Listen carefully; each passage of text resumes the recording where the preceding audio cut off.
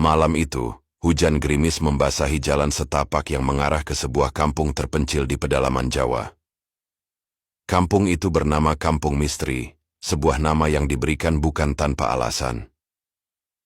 Sudah banyak kisah mistis yang menyelimuti kampung tersebut, mulai dari suara tangisan di tengah malam, bayangan hitam yang melintas di antara pepohonan, hingga penduduk yang tiba-tiba menghilang tanpa jejak. Rian, seorang jurnalis muda yang memiliki ketertarikan terhadap hal-hal mistis, mendengar tentang kampung misteri dari seorang narasumber.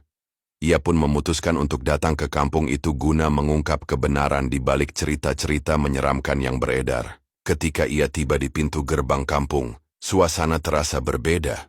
Udara terasa lebih dingin daripada seharusnya, dan langit tampak lebih gelap meskipun bulan purnama bersinar terang. Penduduk kampung yang melihat kedatangannya hanya menatapnya dengan tatapan curiga dan penuh ketakutan. Seorang pria tua dengan wajah keriput dan mata sayu menghampiri Rian. "Nak, sebaiknya kau pergi sebelum terlambat," katanya dengan suara bergetar. "Apa maksud Pak Tua?" tanya Rian. Penasaran, pria itu hanya menggelengkan kepala dan berlalu begitu saja. Rian merasa semakin tertarik untuk mencari tahu misteri yang ada di kampung ini. Rian menginap di rumah seorang warga bernama Pak Karta, yang bersedia menerimanya meskipun dengan syarat ia tidak keluar rumah setelah matahari terbenam. Malam pertama di Kampung Misteri terasa begitu mencekam. Sekitar pukul 2 dini hari, Rian terbangun karena suara tangisan perempuan. Ia mencoba mengabaikannya, tetapi suara itu semakin lama semakin dekat. Dengan hati-hati Rian mengintip melalui celah jendela. Ia melihat seorang perempuan berambut panjang, mengenakan kebaya putih, berdiri di tengah jalan desa dengan kepala tertunduk. Rian menelan ludah, berusaha meyakinkan dirinya bahwa itu hanya ilusi. Namun tiba-tiba perempuan itu mendongak. Wajahnya sangat pucat, dengan mata hitam pekat yang menatap langsung ke arah Rian. Seketika, lampu di rumah Pak Karta berkedip-kedip sebelum akhirnya padam. Rian mundur ke belakang, meraba-raba dinding mencari saklar lampu.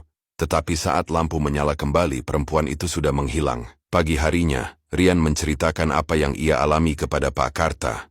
Awalnya, pria tua itu enggan berbicara, tetapi akhirnya ia menceritakan kisah yang telah lama dikubur.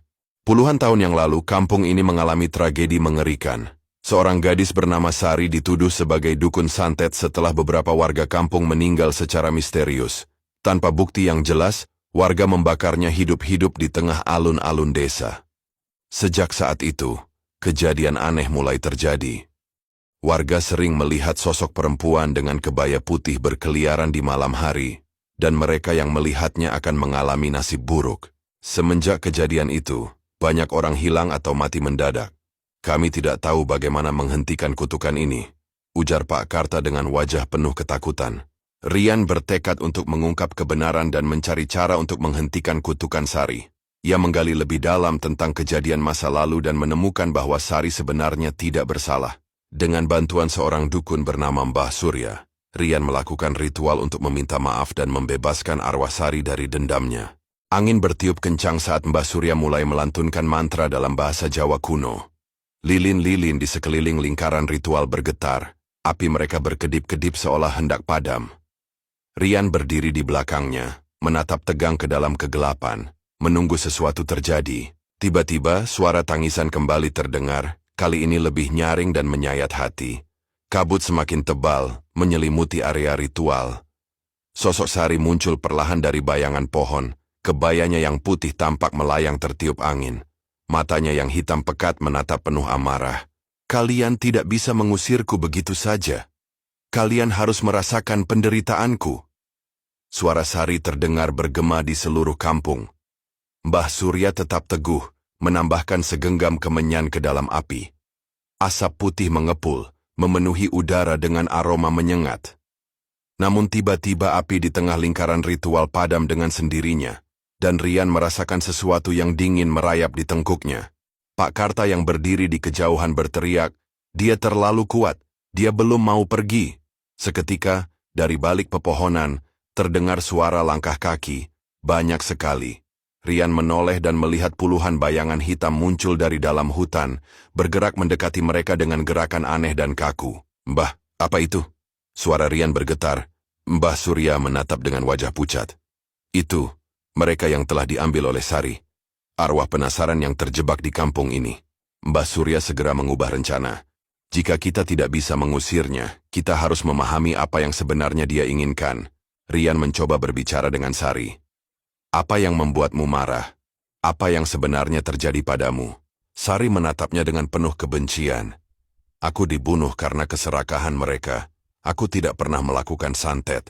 Itu semua fitnah karena mereka ingin mengambil tanah keluargaku. Rian terkejut. Siapa yang melakukannya? Sari mengangkat tangannya, menunjuk ke arah seseorang di kerumunan. Rian menoleh dan melihat Pak Karta mundur dengan wajah penuh ketakutan. Tidak. Itu sudah lama berlalu. Pak Karta menangis memohon ampun kepada arwah Sari. Rian menyadari bahwa satu-satunya cara untuk menenangkan Sari adalah dengan mengungkap kebenaran dan memberikan keadilan bagi jiwanya. Mbah Surya segera memimpin ritual terakhir. Ia meminta Pak Karta mengakui kesalahannya dengan lantang, agar arwah Sari bisa mendengar.